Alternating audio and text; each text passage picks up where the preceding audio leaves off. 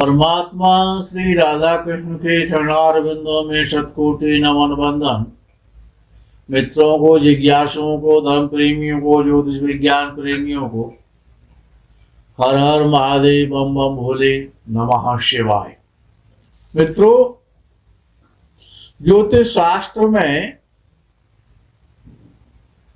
दो ग्रह नपुंसक कहलाते हैं। ग्रहों में दो ग्रह नपुंसक हैं, क्लीब हैं। एक बुध है और एक शनि है। ये दो ग्रह नपुंसकता, शिथिलता, कमजोरी के कारण माने जाते हैं। भोग भोगने के लिए यदि शुक्र के साथ नीच का बुध, नीच राशि का बुध 12वें भाव में हो, शुक्र और बुध दोनों ही मीन राशि के, तो शुक्र उच्च का हो जाएगा और बुध नीच का हो जाएगा। 12वें भाव में दोनों की युति हो मीन राशि में, तो नपुंसकता आ जाती है, शिथिलता आ जाती है। व्यक्ति संभोग करने में असमर्थ, कमजोर हो जाता है और यही स्थिति सप्तम भाव में बन जाती है।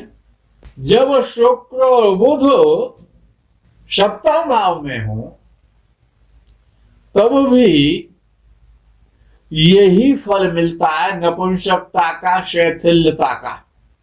नवम भाव का स्वामी अर्थात भाग्य भाव का स्वामी भाग्येश लगन से चतुर्थ भाव केंद्र में सुख भाव में बैठ जाए, लेकिन शनि की दृष्टि चतुर्थ भाव पर हो जाए,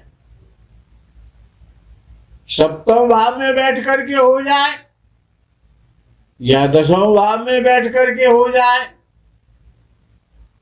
या द्वितीय भाव में बैठ करके हो जाए, यानी कि सप्तम दृष्टि हो, दसम दृष्टि हो या तीसरी दृष्टि हो शनि की, तीनों प्रकार की दृष्टियों में से कोई भी एक दृष्टि और चतुर्थ भाव पर हो, नवम भाव का स्वामी चतुर्थ भाव में बैठ जाए, तो इस प्रकार का जातक या जातिका समस्त सुखों का त्याग कर देते हैं।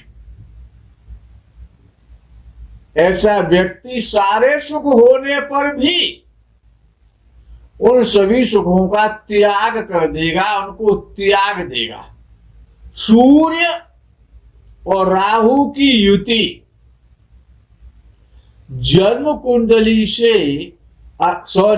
जन्म कुंडली के किसी भी भाव में हो जाए, लगन में हो जाए, द्वादश में हो जाए, तृतीय में हो जाए, कहीं पर भी हो जाए, किसी भी भाव में हो जाए, सूर्य और राहु की युति एक साथ बैठ जाए किसी भी भाव में, शनि या मंगल की दृष्टि और हो जाए, शनि की दृष्टि हो जाए चाहे मंगल की हो जाए, शुभ ग्रह की दृष्टि नहीं पहुंचे, चाहे पंचम भाव में हो जाए, चतुर्थ भाव में हो जाए, किसी भी भाव में हो जाए, XYZ, तो व्यक्ति को हार्ट अटैक होगा, कोई रोक नहीं सकता।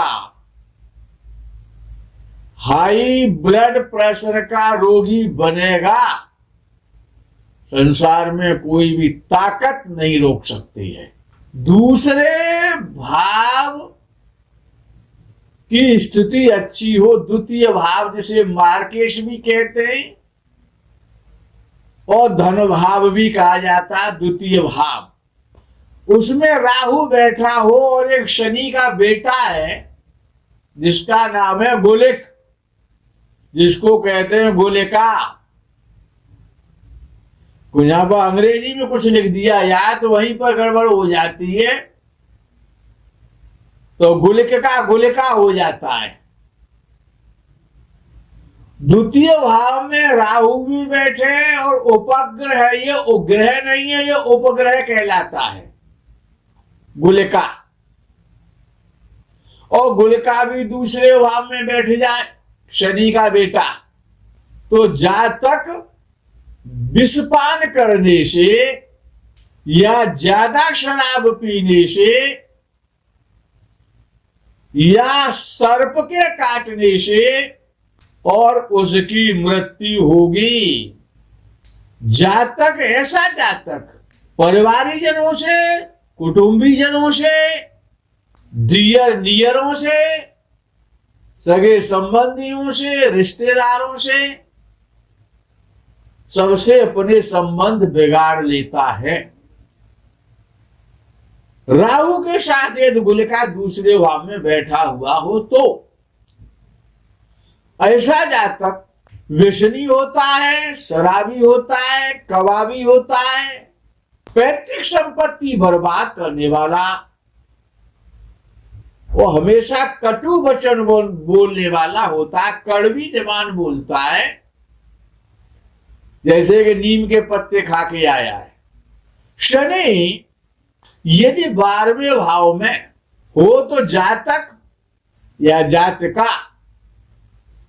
अक्खड़, अड़ियल और क्रोधी स्वभाव वाले होते हैं। राहु 12वें भाव में यदि हो, शनि ना हो, राहु हो, तो ऐसा जातक पतिताचरण करने वाला, पतन के मार्ग पर चलने वाला, व्यभिचारी, नीच रति का शौकीन होता है। और राहु यदि 9वें भाव में बैठा है, अकेला राहु, भाग्य स्थान में अकेला राहु बैठा हो तो गुरु चांडाल दोष जैसा फल देता है। वो ही दोष लगता है जो राहु और गुरु के बैठने से लगता है, चांडाल दोष बन जाता है। अकेला राहु भी यदि भाग्य स्थान में, धर्म स्थान में बैठा हुआ है, भाग्य स्थान ही धर्म स्थान है, तो अकेला राहु भी गुरु चांडाल योग बना देता है। ऐसा जातक पाखंडी होता है, ढोंगी होता है, मायावी होता है, अविश्वसनीय होता है कुल मिलाकर के। और 9वां भाव पिता का भी भाव है, तो ऐसे जातक का पिता भी संदिग्ध होता है, डाउटफुल होता है। 9वें भाव में चंद्र यदि बैठा हो तो ऐसा जातक कामातुर हो जाता है।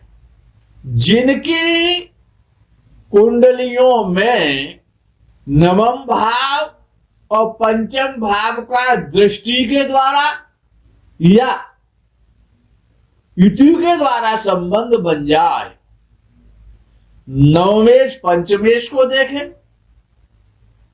पंचमेश नवमे को देखे, या पंचमेश और नवमेश 5म भाव में बैठ जाए युति बना करके, या पंचमेश और नवमेश 9वें भाव में बैठ जाए, तो धर्म और भाग्य दोनों के लिए ही शुभ हैं। ऐसा व्यक्ति भाग्यशाली होगा, दयालु होगा, दीर्घायु होगा, संपन्न होगा, धर्मात्मा होगा। सप्तमेश 7म भाव का स्वामी, द्वादशेश द्वादश भाव का स्वामी का यदि युति या दृष्टि का संबंध हो जाए, द्वादश भाव का स्वामी द्वादशेश सप्तमेश को देखे, 7म भाव के स्वामी को देखे, और 7म भाव का स्वामी द्वादश भाव के स्वामी को देखे, दोनों का सप्तमेश और द्वादशेश का दृष्टि संबंध हो जाए, या सप्तमेश और द्वादशेश युति बना करके 7म में बैठे या द्वादश में बैठे, युति बना के एक साथ बैठ जाए, तो ये युति या दृष्टि विषयों को, भोगों को, काम सुख को, रति सुख को बढ़ाने वाली होती है। परंतु 6ठ भाव का स्वामी और एकादश भाव का स्वामी, यदि इनमें ये संबंध हो जाए, षष्ठेश एकादशेश को देखे, एकादशेश षष्ठेश को देखे, या षष्ठ भाव में एकादशेश षष्ठेश के साथ बैठा हो, या षष्ठेश और एकादशेश एकादश भाव में बैठे, या कहीं पर भी बैठे, यहां तक लिखा गया है। तो ये युति और दृष्टि संबंध दोनों में से कोई सा भी संबंध यदि है तो जातक आजीवन रोगी रहेगा, कोई न कोई रोग उसकी परिक्रमा करता रहेगा। अकेला सूर्य यदि चौथे भाव में बैठे तो या तो चौथे भाव से संबंधित जो सुख है भवन का यानी मकान का, और वाहन का, और माता का, तीन सुख की प्रधानता है चौथे भाव में। माता, अपना घर और अपना वाहन, ये बड़े मुश्किल हो जाते हैं, बहुत कम प्राप्त होते हैं, प्राप्त होने के बाद भी खत्म हो सकते हैं। चौथे भाव के स्वामी की दृष्टि या युति मंगल या शुक्र के साथ हो जाए, चौथे भाव के स्वामी की मंगल और शुक्र चौथे भाव में बैठे हो चतुर्थेश के साथ, या चतुर्थेश मंगल शुक्र के साथ बैठा हो, तो यह युति या दृष्टि का जो संबंध है वो आलीशान लग्जरी मकान प्राप्त कराने का योग है, हमेशा वाहन सुख प्राप्त कराने वाला योग है। माता का सुख, अपने मकान का सुख, गाड़ियों का सुख हमेशा बना रहेगा। दूसरे भाव में अकेला सूर्य हो, दूसरे भाव में अकारक है सूर्य, यद्यपि दूसरे भाव में कारक नहीं है, नेत्र कष्ट पहुंचाता है, विघटन कराता है, पृथकता देता है। तथापि ऋषि पाराशर जी ने लिखा कि दूसरे भाव में अकेला सूर्य हो या मंगल ना हो, कोई सा भी ग्रह सूर्य के साथ बैठा हो, राहु मंगल ना हो, बुध बैठा हो, बृहस्पति बैठा हो, शुक्र बैठा हो, शनि भी बैठा हो, चाहे चंद्र बैठा हो, कोई सा भी ग्रह बैठा हो, लेकिन राहु और मंगल सूर्य के साथ ना हो, या सूर्य अकेला बैठा हो, तो भी जातक जीवन पर्यंत आलीशान जीवन व्यतीत करता है। कर्जा बहुत लेता है ऐसा जातक, और मरने से पहले सारी पैतृक संपत्ति को नष्ट कर देता है। यदि सूर्य अकेला ना हो तो ऐसा व्यक्ति चल और अचल संपत्ति बड़ा मुश्किल से खरीद पाता है। दूसरे भाव में अकेला सूर्य जातक मरने से पहले अपना कर्जा निपटा करके जाता है, चाहे सब कुछ क्यों ना बेच दे, लेकिन कर्जा लेकर के नहीं मरेगा। यदि किसी का मंगल दूसरे भाव में बैठा हुआ है तो ऐसे व्यक्ति को भूमि का, जमीन का क्रय विक्रय खरीदना और बेचना बड़ा लाभकारी होता है। मंगल एकादश भाव का स्वामी हो या दूसरे भाव का स्वामी हो, एकादश भाव में बैठ जाए या दूसरे भाव में बैठ जाए, एकादशेश के साथ एकादश भाव में बैठ जाए, द्वितीय भाव के स्वामी के साथ द्वितीय भाव में बैठ जाए, मंगल बैठ जाए, तो ऐसे व्यक्ति को प्रॉपर्टी डीलिंग का काम, केवल लैंड से संबंधित काम बहुत श्रेष्ठ होता है, उससे वो धनी बन जाता है। मकान बनाने का जो कार्य है वो बिना चतुर्थेश की सहायता से नहीं बन सकते। तीसरे भाव में गुरु चांडाल योग में हो ऐसा नहीं है कि राहु और गुरु की युति ही चांडाल योग बनाती है, शनि और गुरु की युति भी चांडाल योग देती है, याद रखना। क्यों कहा गया शनिवत राहु, राहु और शनि के गुण आपस में मेल खाते हैं। तो तीसरे भाव में शनि या राहु बैठा हो और साथ में बृहस्पति हो तो ये चांडाल योग हो जाएगा। तो ऐसा व्यक्ति आध्यात्मिक भले ही क्यों ना हो, आध्यात्मिकता का गुरु क्यों ना हो, लेकिन कंजूस होगा और कोई गुप्त नशा करने वाला होगा, पतित होगा। चौथे भाव पर पाप ग्रहों का प्रभाव हो या क्रूरक ग्रहों का प्रभाव हो तो ऐसा जातक उन्मादी स्वभाव का होता है और उसका पारिवारिक जीवन सुखमय नहीं होता है। दूसरे भाव में अकेला बुध बलवान होकर के उच्च राशि का, मित्र राशि का होकर के बैठ जाए, दूसरे भाव में गुरु की दृष्टि हो या गुरु बैठा हो साथ में, तो ऐसे जातक पर सरस्वती की कृपा होती है, सरस्वती देवी प्रसन्न रहती हैं।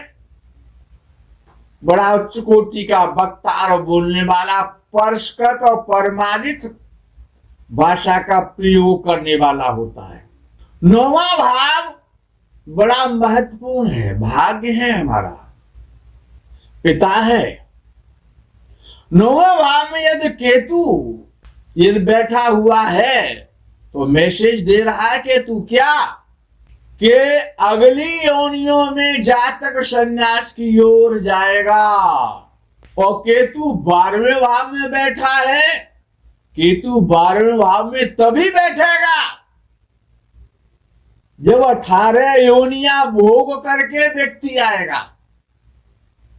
18 योनियों में जन्म होने के बाद ही मनुष्य योनि में केतु कुंडली में 12वें भाव में बैठेगा और मोक्ष करा देगा। अर्थात केतु यदि द्वादश भाव में बैठा हुआ है तो मोक्ष तो होगा, लेकिन इससे पहले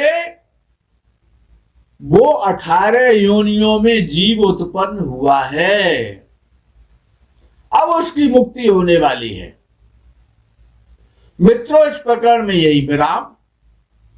आगे के प्रकरण का आप इंतजार करें। तब तक के लिए अल्प विराम। हर हर महादेव, बम बम भोले, नमः शिवाय, जय गो माता दी।